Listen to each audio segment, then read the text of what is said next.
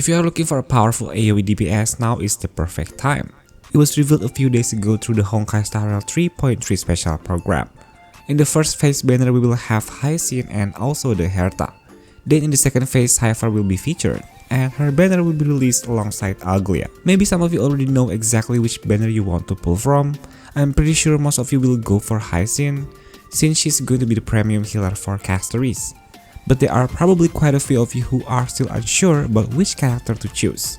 That's why in this video I'm going to help you to decide which characters best fits your account, so you don't end up wasting your resources or stellar jades.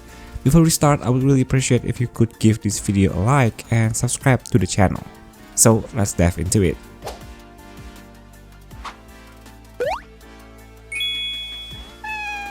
Alright, so in the first phase, the HYACINE banner will be released. I'm pretty sure most of you are already familiar with her kit. I have even made a few videos about her in the past. She is a Win Remembrance character known for her damage potential, although her main highlight is actually her utility as a team sustain unit. Like other Remembrance units, she comes with a Mammoth Bride, a chunky unicorn named Little Ika. In addition to providing team-wide healing based on her max HP, HYACINE can also grant a max HP buff to the entire team. This is definitely a bonus if you are running HP-based DPS units like Casteries, Mayday, or even Blade. Now, even though she has a Mammoth Bride, Little Ika doesn't have its own action bar. It only attacks in AoE when HYACINE uses her ultimate and after she takes action. The damage from Ika does not scale from a fixed multiplier, it's based on the total amount of healing HYACINE has performed. So the more she heals, the stronger Ika's attacks become. And because HYACINE has high speed and takes frequent turns, Ika can also attack more often. She specializes in small but frequent healing, and it's clear that the developers wanted her to stand out more as a sustain unit by giving her the ability to deal significant damage as well. On top of that, both HYACINE and her Mammoth Bride always land critical hits thanks to one of her traces. This makes a lot of sense since she is a healer from the Remembrance path, not Abandon's path. However, even with all those strengths, being a solid healer who also contributes to team damage, she's not without drawbacks. Her high speed is great for generating energy and spamming skills, especially since her ultimate cost is relatively high. But the downside is that she's pretty skill point negative. That makes her better suited for teams with low SP consumption like Mayday, Casteries, and Blade, or even AGLAEA if you really want to get creative. So I would say it's safe to assume that her team comp options might be a bit limited for most players. Overall, I think HYACINE is a good unit, but she doesn't have anything that absolutely forces players to pull for her. But if you do get her, she is fantastic for building a premium HP-based DPS team. So if you already have some of those DPS units, I would say pulling for HYACINE is still worth it. We are also getting an update that includes buffs for older characters. Blade is rumored to be one of them, and there are even rumors that Jingliu will be reworked so that all of her attacks scale with HP, which would synergize really well with HYACINE's max HP buff. Of course, take these rumors with a grain of salt, but they are worth keeping in mind when considering whether to pull. So for pull priority, I would place her in the medium to high tier if you don't have many sustain units but do have Casteries and Mayday. On the other hand, if you already have strong sustain options and like HP-based DPS units, I would say she sits at a medium priority for now. The Queen of Erudition is back, sooner than I expected. As the title I gave her suggests, the HERTA remains one of the best AoE DPS units in the game right now. Her performance in Perfection is absolutely top tier, and surprisingly she holds her own in other modes too, often outperforming other DPS units. At the moment, HERTA is the go-to pick whenever you are facing endgame content with enemies weak to ice. Her damage is simply outstanding. What makes her even more efficient is that she relies on her teammates to help generate energy and charge her ultimate, meaning she doesn't need that high speed to function effectively. On top of that, her ultimate provides 100% action advance, which can completely turn the tide of battle in your favor. You also don't need two dedicated supports to bring out her full potential. Just one additional Erudition unit is enough, letting you save your other support characters for your second team. Personally, I don't think her damage struggles in single target scenarios. It's just that reaching that level of performance is harder since most of her energy generation comes from damaging multiple enemies. She's extremely reliant on her ultimate, and if you can't maintain consistent uptime, her damage will drop significantly. Also, because she dishes out insane damage through enhanced skill, she tends to consume a lot of skill points, which can be tricky for some players to manage, especially if you don't have her signature light cone. So, is the HERTA still worth pulling today? Absolutely, especially now with so much endgame content pushing AoE DPS units into the spotlight. Of course, I can't predict the future, who knows if she will still be viable for patches from now, but for the current meta, she's definitely worth it. In terms of full priority, if you don't have an ice DPS or are still relying on Jinliu, she is a must pull. I would place her at high priority. Now for the featured 4 stars in her banner, Misha, Serval, and Natasha. I'm not really sure about Misha. I don't think anyone's actively using him at this point, unless you are doing showcase videos and uploading them on YouTube. And with the HERTA herself already in the same banner as a top tier ice DPS, Misha just doesn't hold up. Same goes for Natasha. We already have Gallagher, who is arguably the most broken 4-star right now. The only decent value here is Serval, simply because she shares the erudition path and can help you build an F2P team with the HERTA.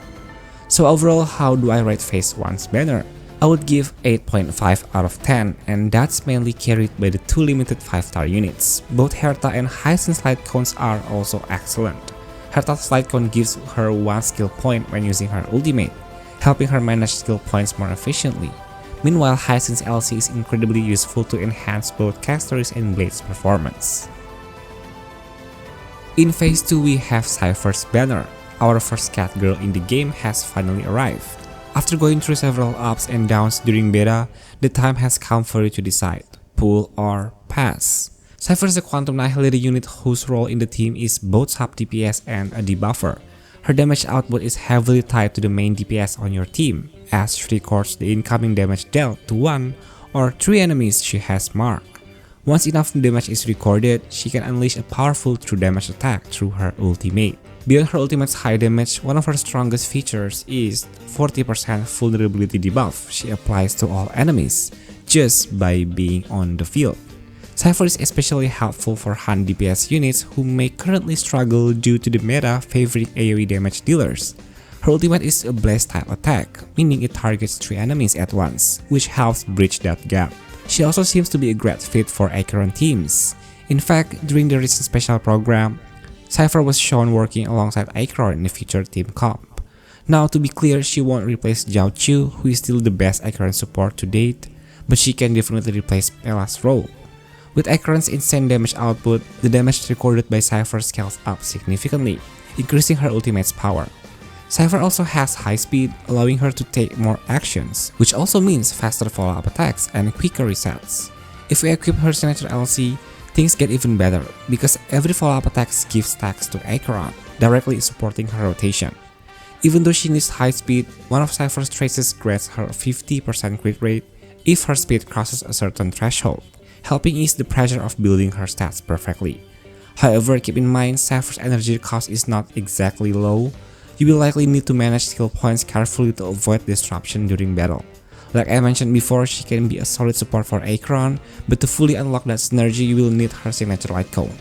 That's because her LC lets her apply different types of debuff every time she attacks, whether it's basic, skill, or follow-up attacks, which guarantees that she's constantly providing Acheron with stacks. That's something light cones like Sweat Pearl can offer. So, is CIPHER a good unit? Yeah, definitely. Will you be missing out something huge if you skip her? Not at all. CIPHER is the kind of character that's okay to skip, but she may still prove to be a smart long-term investment. She could even become a strong sub DPS for Archer, the upcoming free 5-star hunt character. So for now, I would place CIPHER at medium pull priority.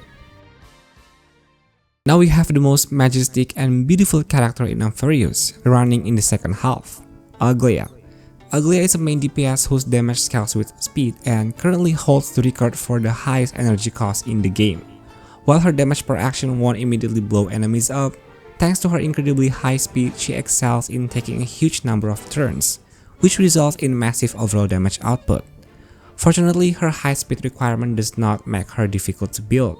That's because her kit includes self buffs for both speed and attack. Not only that, but AGLAEA is also very skill point efficient, as she only needs enhanced basic attacks to deal damage. This opens up more SP for teammates like Huahuo, who can spam skills and contribute to energy generation more easily. However, it's important to note that AGLAEA is heavily dependent on her ultimate. Without it, her damage is just abysmal. Given how crucial her ultimate is, she comes with a whopping 350 energy cost, the highest in the game. That means you will need characters like Sunday and HYACINE to make her kit work. Yes, she is extremely reliant to Sunday, so much so that the other Harmony units won't even work with her properly. And while she can still function without HYACINE, it's definitely not ideal. In other words, AGLAEA's best team comp is made up entirely of 5-star limited characters. If you already have Sunday, then pulling for AGLAEA is still a valid option. But if you don't, I strongly advise against pulling her, especially if you already have a well-built Acheron team with Jiaoqiu. So in terms of pull priority, AGLAEA is at medium, and honestly could drop to medium to low if Sunday is not on your account. She is a great unit, but she's also very situational depending on your account's condition, so don't invest wrong. Now let's talk about the 4-star characters featured in her banner. Unfortunately, they are all DPS units, and to be honest, I don't think they are all that relevant anymore, especially with the massive HP inflation we are seeing in current content. That said, Shui's and Xingqiu's Eidolons are still somewhat viable compared to Su Shang's. So for the second half banner, I would rate it 7 out of 10. These are characters that are totally okay to skip. You don't need them in your account unless you really want them. So I hope this breakdown helped you decide which character to pull or skip this patch. Now I want to hear from you. Are you spending your Jade's this patch or are you skipping everything? Let me know in the comments, and don't forget to leave a like, subscribe, and share this video with your friends. I will see you humans in my next one.